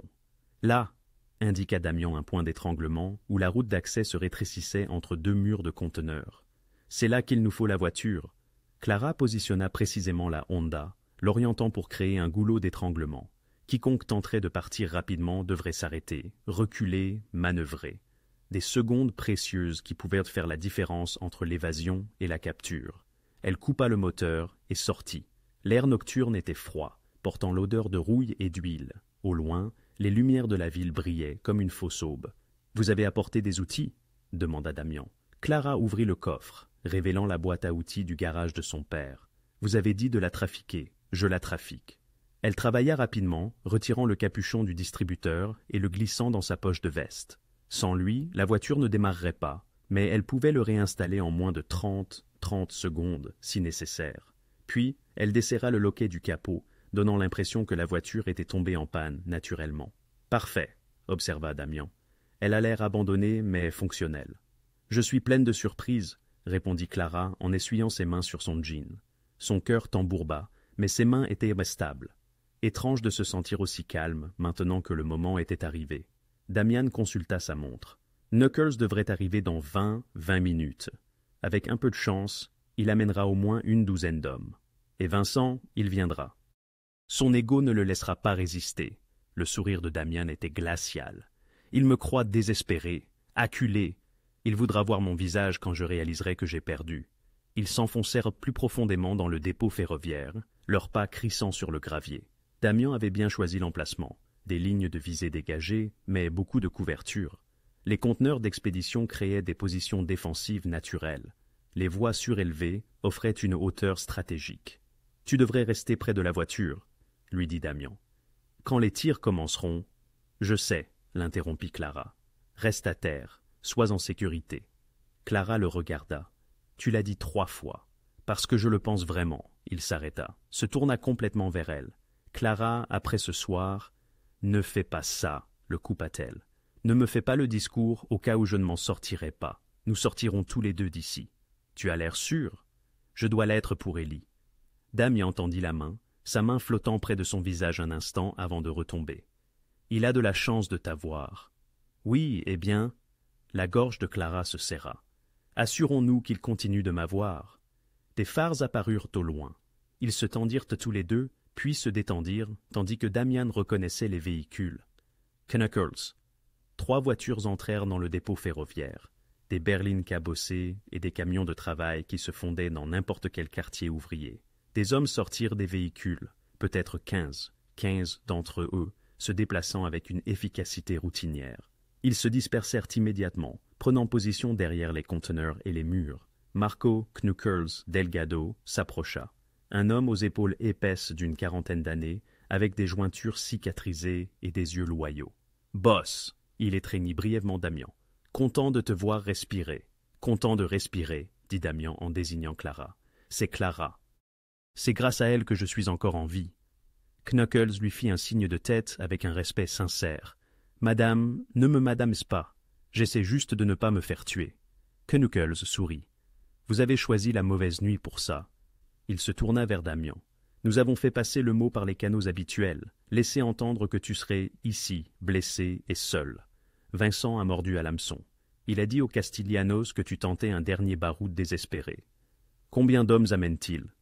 Meilleure estimation, Vincent plus Marco Castellano et peut-être 20 soldats. » Knuckles désigna les positions prises par ces hommes. « Nous avons la hauteur, l'effet de surprise et la motivation. Ça devrait suffire. » « Ça devrait. » Damien sort son arme, celle qu'il a tirée des fonds de la station-service. N'oubliez pas, Vincent est pour moi, que personne d'autre n'ouvre le feu tant que je n'ai pas atteint Vincent, compris? Les hommes se déploient, se posant comme des pièces d'échecs sur l'échiquier. Accroupie derrière une caisse d'équipement rouillée près de sa Honda, Clara surveille la route d'accès. L'attente lui ronge les nerfs. Les minutes s'étirent interminablement avant que de nouveaux phares n'apparaissent. Cette fois, plusieurs véhicules, lancés à vive allure et avec un air d'assurance. 4 SUV, noirs et élégants. Les costas ne se cachaient plus. « On y va !» murmure Damien depuis sa cachette derrière un conteneur. « Personne ne bouge avant mon signal. » Les SUV pénètrent dans le dépôt ferroviaire, leur feu de route inondant l'espace d'une lumière crue. Ils s'immobilisent en formation lâche, moteur au ralenti, portières ouvertes. Vincent sort le premier, ajustant son costume comme s'il s'apprêtait à une réunion d'affaires. Puis Marco Castellano émerge, flanqué de ses hommes, des soldats au visage dur, armés de fusils automatiques. Clara en dénombre 22, bien plus que l'estimation de Knuckles. Vincent avance au centre de l'espace ouvert, scrutant les ombres. « Damien, lance-t-il, je sais que tu es là. Il est temps d'en finir comme des hommes. » Le silence lui répond. « Tu ne peux pas te cacher éternellement, » poursuit Vincent. « Ton empire est déjà en ruine. Tes hommes sont dispersés. C'est fini. Sors, et peut-être que j'en terminerai rapidement. »« Tu as toujours été un bavard, Vincent, » retentit la voix de Damien à travers le dépôt. Il apparaît, l'arme le long du corps, seul au milieu de l'espace. Le cœur de Clara s'arrête. Que fait-il? Vincent sourit, triomphant, une lueur vindicative dans le regard. « Te voilà, le grand Damien Rousseau, rabaissé. Ça fait du bien, n'est-ce pas? Savoir que je t'ai surpassé. Tu m'as trahi.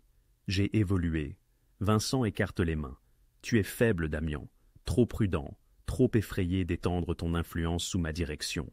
Ta direction se termine ce soir. » Le sourire de Vincent vacille. Quelque chose dans le ton de Damien, dans sa posture, est trop confiant pour un homme confronté à une mort certaine. C'est alors que Knuckles et ses hommes surgissent des ombres, comme des spectres. Leurs armes braquées sur les Castellano, depuis des positions surélevées, derrière les conteneurs, de tous les angles. Le piège s'est refermé. Les hommes de Marco Castellano réagissent instantanément, levant leurs armes, mais se retrouvent encerclés. Une impasse. 15 contre 22, mais avec un avantage de positionnement. Le visage de Vincent blêmit. « C'était un piège. » « Oui. » Damien lève son arme, la pointant directement sur Vincent. « Tu m'as tout appris sur la stratégie, Vincent, y compris comment appâter un ennemi arrogant. » Marco Castellano s'avance, sa voix glaciale. « Cela ne change rien, Russo. Tu es toujours en infériorité numérique. »« Vraiment ?» Le sourire de Damien est acéré comme une lame. « Car de là où je me tiens, tes hommes sont dans une zone de tir sans issue. » La tension est suffocante. 22 doigts sur 22 gâchettes. Un seul faux pas, et le dépôt ferroviaire se transformera en abattoir. C'est alors que Vincent commet son erreur. « Tuez-le » hurle-t-il. « Tuez-les tous !» La nuit explose en un déluge de tirs. Le premier coup brise le silence comme le tonnerre. Les éclairs des bouches de feu illuminent le dépôt par brèves saccades. Les hommes de Damien tirent depuis leur position surélevée, forçant les costas à se disperser derrière leurs SUV. Les tirs de riposte crépitent sur les conteneurs métalliques. L'air se sature de l'odeur de la poudre à canon et du laiton brûlant. Clara se plaque contre la caisse d'équipement, les mains sur les oreilles, le cœur explosant dans sa poitrine. C'est réel. Des gens meurent. Le fracas des tirs est assourdissant. « Clara !» La voix de Damien transperce le chaos. « Les lumières, tu te rappelles, le plan. » Clara se précipite vers sa Honda, ouvre la portière et appuie de toutes ses forces sur le klaxon. L'alarme de la voiture hurle, un sifflement perçant qui ajoute à la confusion. Puis, elle tourne la clé qu'elle avait laissée dans le contact, mettant le système électrique sous tension. Les feux de route s'allument, projetant une lumière éblouissante directement sur la position des Castellano. Plusieurs hommes lèvent les mains pour se protéger de l'éblouissement soudain, temporairement aveuglés. L'équipe de Knuckles utilise ces précieuses secondes pour avancer, se déplaçant comme des ombres, tandis que leurs ennemis sont désorientés. Clara reste accroupie derrière le bloc moteur, seule véritable protection contre les balles, et observe la bataille se dérouler comme un cauchemar devenu réalité. Damien se déplace à travers le chaos avec une précision mortelle. Malgré son bras blessé, il est fluide, efficace, abattant 2 des hommes de Marco alors qu'il réduit la distance vers Vincent. Vincent s'est mis à couvert derrière un SUV, tirant à l'aveuglette. Toute sa prestance s'est effondrée. C'est alors que Clara les aperçoit. 2 soldats castellanos s'éloignent du combat principal, contournant les conteneurs, cherchant à la prendre en tenaille, se dirigeant droit vers sa position. Son sang se glace. Elle a des secondes, peut-être moins. La main de Clara trouve la clé en croix dans le coffre de sa Honda. Son père avait toujours gardé des outils d'urgence à portée de main. Le métal est froid et lourd dans sa main. Ce n'est pas une arme à feu, pas même un couteau, mais c'est quelque chose. Le premier soldat arrive du coin, l'arme levée. Il la voit accroupie près de la voiture et sourit. Une proie facile. Clara appuie sur le bouton d'ouverture du coffre. Le couvercle du coffre s'envole, frappant le soldat en plein visage. Il trébuche en jurant, momentanément assommé. Clara est déjà en mouvement. Elle balance la clé en croix de toutes ses forces, touchant son poignet. L'arme tombe au sol, avec un bruit métallique. Le second soldat apparaît, arme braquée sur son centre. « Ne bouge pas !» Clara saisit le premier soldat par sa veste et le fait pivoter, l'utilisant comme bouclier humain. Le second soldat hésite. 1 seconde d'incertitude. Elle l'exploite. Clara pousse violemment le premier soldat contre le second. Il s'en mêle, déséquilibré. Elle n'attend pas de les voir se relever. Elle court, sprinte entre les conteneurs, utilisant l'obscurité et sa connaissance des espaces étroits pour disparaître. Derrière elle, des cris de colère et des bruits de pas résonnent. Ils arrivent. L'esprit de Clara tourne à toute vitesse. Elle est serveuse. Elle n'est pas formée pour cela, mais elle a passé sa vie entière à naviguer dans des situations dangereuses, armée de rien d'autre que son intelligence et son instinct de survie. Cela devra suffire. Elle aperçoit une clé tombée près d'une ancienne fosse de maintenance, plus grande que la clé en croix, plus lourde. Clara la ramasse et se plaque contre l'ombre d'un conteneur, maîtrisant sa respiration malgré l'adrénaline qui hurle dans ses veines. Le premier soldat avance prudemment, l'arme balayant l'espace. Clara attend qu'il dépasse sa position, puis abat la clé sur l'arrière de son genou. Il s'écroule avec un cri. Elle écarte son arme d'un coup de pied, puis s'enfuit à nouveau avant que le second soldat ne puisse la rattraper. Ses poumons brûlent, ses jambes sont devenues cotonneuses, mais elle continue de bouger, de réfléchir. Le second soldat crie dans sa radio, appelant des renforts. Mais les renforts sont occupés. La bataille principale atteint son paroxysme. Clara peut l'entendre, les tirs s'intensifient, des hommes crient, le métal résonne alors que les balles trouvent leur cible. Elle revient vers le centre, vers la lumière, vers l'endroit où elle peut voir Damian. Il a atteint Vincent. Le consigliéré n'a plus de munitions. Il recule les mains levées. « Damian, attends, nous pouvons en parler. »« 8 ans, » dit Damian calmement, son arme stable. « Je t'ai fait confiance pour tout. Ce n'était que des affaires, rien de personnel. » La contenance de Vincent s'effondre complètement. Les familles voulaient une nouvelle direction. Elles allaient de toute façon se retourner contre toi. Je me suis juste positionné pour survivre. Tu t'es positionné pour en tirer profit. La voix de Damian est glaciale. De ma mort. De la loyauté d'hommes qui seraient morts pour toi autour d'eux. Les tirs s'éteignent peu à peu. Les hommes de Knuckles ont pris le dessus. Les Costas sont soit à terre, soit en train de se rendre.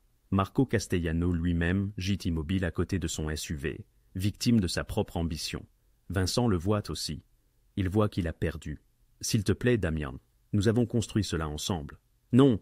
Damian secoue la tête. « Je l'ai construit. Tu n'as fait que prendre des notes. Je partirai. Je disparaîtrai. Tu ne... » Le coup de feu est discret, presque anticlimatique après le chaos. Vincent s'effondre au sol. La trahison dans ses yeux est figée à jamais. Clara se tient à 20 pieds, 6 mètres, de là. La clé en croix toujours dans ses mains tremblantes, observant un homme mourir. Elle devrait ressentir quelque chose. Horreur, dégoût, culpabilité. Mais tout ce qu'elle ressent, c'est de l'engourdissement. C'est fini. Knuckles apparaît à côté de Damian, passant en revue le carnage. Nous avons perdu 3 hommes, 6 blessés, mais nous sommes en sécurité. Marco est mort. La plupart de ses lieutenants aussi. Knuckles fait un geste vers la poignée de survivants Castellano, agenouillés, les mains derrière la tête. Ceux-là se sont rendus. Que voulez-vous en faire? Damian les regarde un long moment. Laissez-les partir. Envoyez un message aux autres familles. La guerre Castellano-Russo est terminée. Une nouvelle direction prendra contact pour les termes. Clara bouge enfin. Ses jambes sont instables. Elle laisse tomber la clé en croix qui résonne bruyamment sur le béton dans le silence soudain. Damian se retourne. La voix et son expression s'adoucit. « Ça va? 2 d'entre eux sont venus après moi. Elle fait un geste vague. J'ai géré. J'ai vu. Il y a quelque chose comme de la fierté dans sa voix. Tu es plus résistante que tu ne le penses. Je suis en miettes. Clara regarde ses mains tremblantes. Je crois que je suis en état de choc. Probablement. Damian s'approche d'elle, la scrutant du regard pour d'éventuelles blessures. Mais tu es vivante, c'est ce qui compte. Autour d'eux, les hommes de Knuckles sécurisent les lieux, vérifiant les corps, soignant les blessés. Le dépôt ferroviaire ressemble à une zone de guerre, car c'en a été une. « Est-ce vraiment fini ?» demande Clara à voix basse. Damian regarde le corps de Vincent, les véhicules Castellano éparpillés, le prix payé en sang pour le pouvoir et la trahison. « Oui, dit-il finalement, c'est fini. » Mais alors que Clara croise son regard, elle se demande si quelque chose sera jamais vraiment fini après cette nuit. Certaines choses, une fois faites, vous changent à jamais. Et elle venait d'apprendre cette leçon de la manière la plus difficile qui soit. 3 jours après le dépôt ferroviaire, Clara reprend son travail au restaurant. Le gérant du matin lève un sourcil en la voyant entrer. Clara avait appelé pour signaler qu'elle était malade pendant 4 quarts de travail consécutifs, une chose qu'elle n'avait jamais faite en 4 ans. Mais il ne pose pas de questions. Dans ce quartier, on comprenait qu'il fallait parfois s'éclipser pour un temps. Clara noua son tablier et versa le café d'une main ferme, feignant la normalité, comme si elle n'avait pas vu des hommes mourir, comme si elle n'avait pas contribué à orchestrer une guerre entre gangs. Les ecchymoses sur ses bras, souvenir d'une plongée derrière une boîte d'équipement et de la lutte avec des soldats, étaient dissimulés sous ses manches longues. Les cauchemars restaient invisibles derrière un sourire professionnel. La table 7 a besoin d'être resservie. Son manager l'annonça comme un fait ordinaire. Tout était normal, sauf que plus rien ne le serait jamais. Damian fit son apparition le 4e jour. Clara essuyait les tables après le rush du déjeuner quand elle leva les yeux et le vit, là, dans l'embrasure de la porte. Il portait un autre costume, cher, impeccablement ajusté, sans aucune tache de sang. Son bras restait bandé sous sa veste, mais il se tenait droit, puissant, comme si l'homme blessé qu'elle avait eu à l'arrière de sa voiture avait été effacé, remplacé par le baron du crime qu'il avait toujours été. Leurs regards se croisèrent. Le cœur de Clara rata un battement. Il choisit une banquette dans le coin reculé.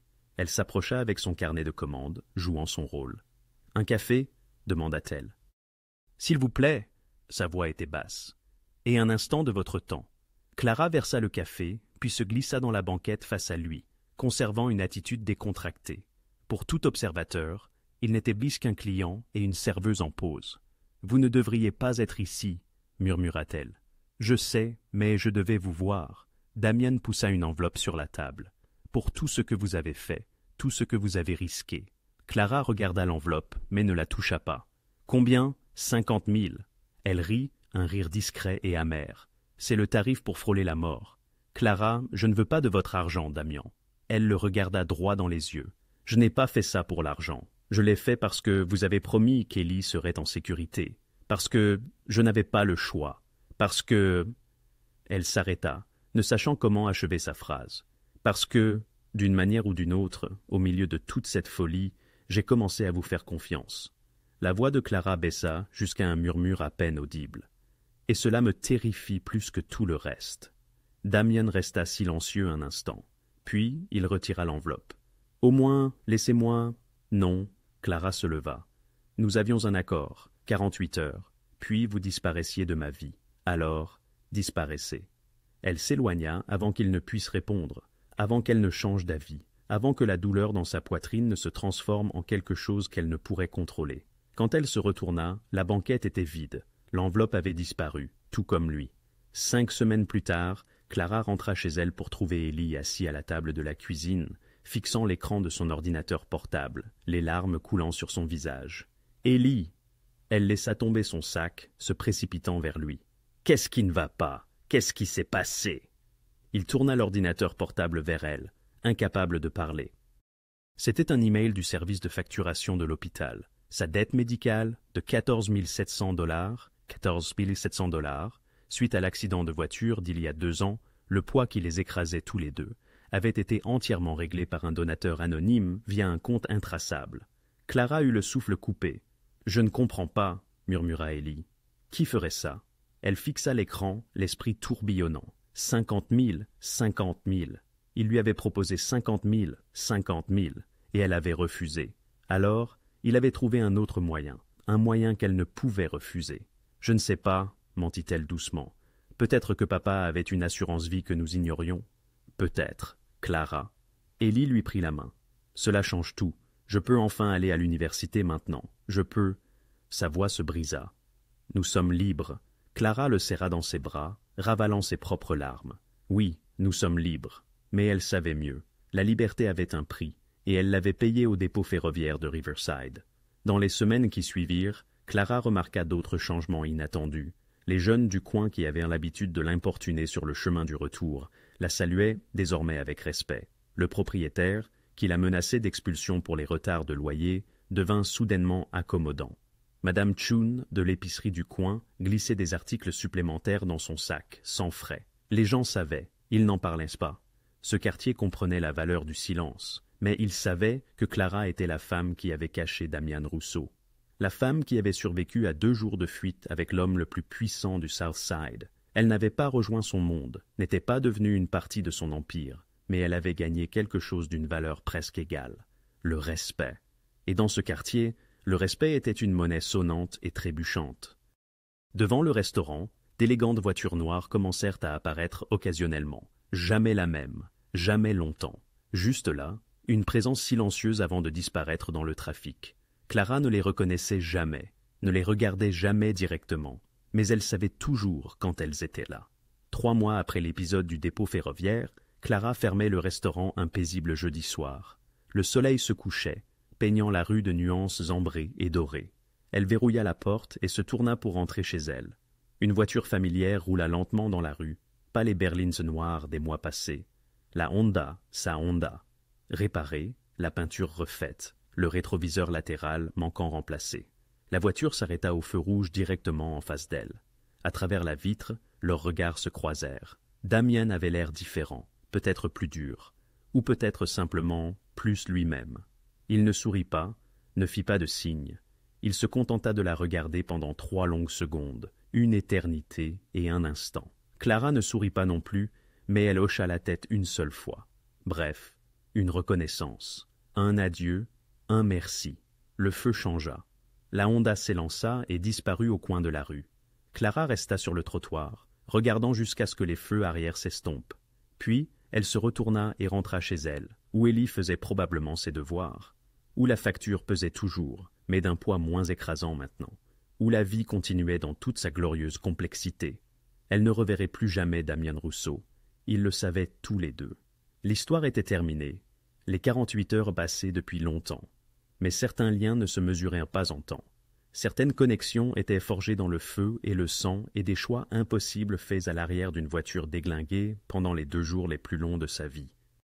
Clara tourna dans sa rue, passant devant des voisins qui la saluaient avec un nouveau respect, devant des coins où elle s'était autrefois sentie en danger, mais où elle se sentait maintenant, sinon protégée, du moins reconnue, vue.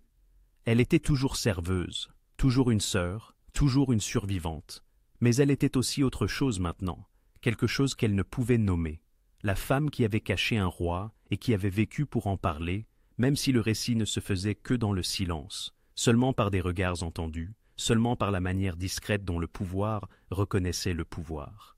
Au-dessus d'elle, les étoiles commençaient à apparaître dans le ciel s'assombrissant, et quelque part dans la ville, Damian Rousseau continuait de rouler, un fantôme dans son rétroviseur, un souvenir qui ne s'estomperait jamais vraiment.